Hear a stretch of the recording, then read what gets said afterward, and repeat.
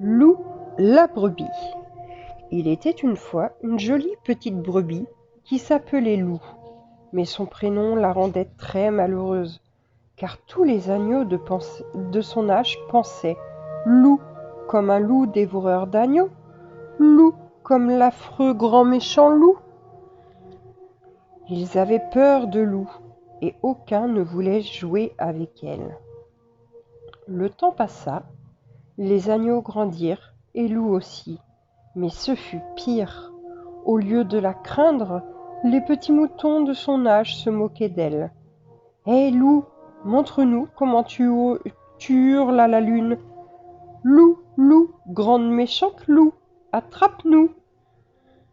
Le temps passa, les petits moutons devinrent de jeunes béliers aux cornes dorées. Lou grandit elle aussi. C'était maintenant une ravissante brebis à la laine pâle et douce comme un nuage. Hélas, chaque fois qu'un bélier tombait amoureux d'elle, son malheureux prénom le faisait fuir. Et Lou, toujours personne avec qui jouer? Personne à qui confier ses secrets, personne à câliner. Alors, Lou alla trouver ses parents. Papa, maman, pourquoi m'avez-vous donné ce nom si dégoûtant? Parce qu'il nous plaît beaucoup, répondit son père. Parce qu'il est chou, renchérit sa mère. Et moi, avez-vous pensé à moi en m'appelant comme ça? À cause de ce fichu prénom, je n'ai pas eu un seul ami mouton. Et maintenant, aucun bélier ne veut m'aimer. Je déteste ce nom, je veux en changer. Impossible, fit son père. Nous ne pourrions pas nous y habituer. Et puis, chérie, dit sa mère, personne ne pourrait oublier le premier, celui que nous t'avons donné avec amour. Alors je vais partir loin, cria Lou, là où personne me connaît.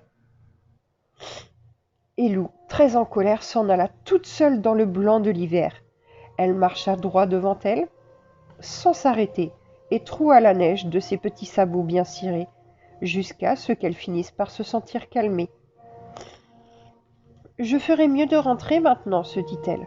Papa et maman vont être inquiets. » Mais, entre-temps, la nuit était venue, et Lou eut beau chercher, elle ne retrouva plus son chemin.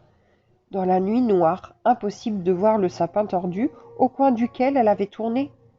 Et puis la neige était tellement tombée que ses traces avaient disparu. Lou était complètement perdue. « Il ne faut pas que je pleure, pensa-t-elle. Un loup pourrait m'entendre. » Elle réfléchissait à un plan pour prévenir ses parents quand tout à coup, elle eut la plus grande peur de sa vie.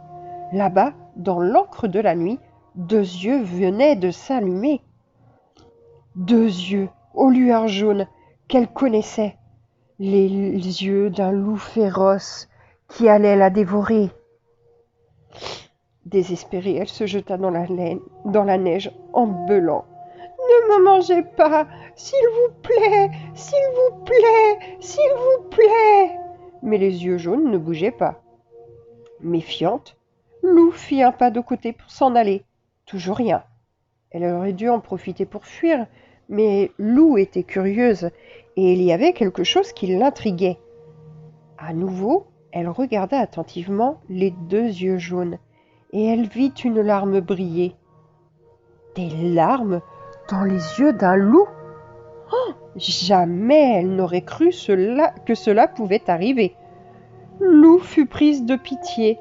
« Ça ne va pas ?» demanda-t-elle d'une toute petite voix. « Non, gémit le loup. « Pourquoi ? C'est à cause de mon nom. »« Votre nom ? » ?»« Non. »« Si, mes parents, qui sont du Midi, m'ont appelé Ange. »« Ange, pensez-vous, pour un loup, c'est un nom impossible à porter. Ça me rend si malheureux. »« Êtes-vous sérieux ? C'est fou, moi mes parents m'ont appelé Lou. » Ange le loup éclata de rire. Lou la brebis sentit son cœur frémir. Ils se serrèrent l'un contre l'autre pour se réchauffer, et toute la nuit ils se racontèrent des secrets. Enfin, ils avaient un ami à qui parler, quelqu'un qui les comprenait. La nuit pâlit, L'aube se leva et chacun dut repartir de son côté. Le cœur léger, Lou s'en alla dans la neige craquante au sapin tordu. Elle agita une dernière fois la main vers Ange, qui n'était plus qu'un petit point noir. Puis elle tourna au coin. Lou a retrouvé son troupeau. Ange est retourné dans sa horde. Ils ne se sont jamais revus, mais ils s'écrivent régulièrement. Aux dernières nouvelles, Ange est amoureux d'une jeune louve aux yeux bleus. Quant à Lou, elle a trouvé son bélier charmant. Ils ont déjà 3 enfants, 3 beaux agneaux, tout blancs, qui s'appellent Rimoc, Pernule et Fastir. Des prénoms choux et qui ne veulent absolument rien dire.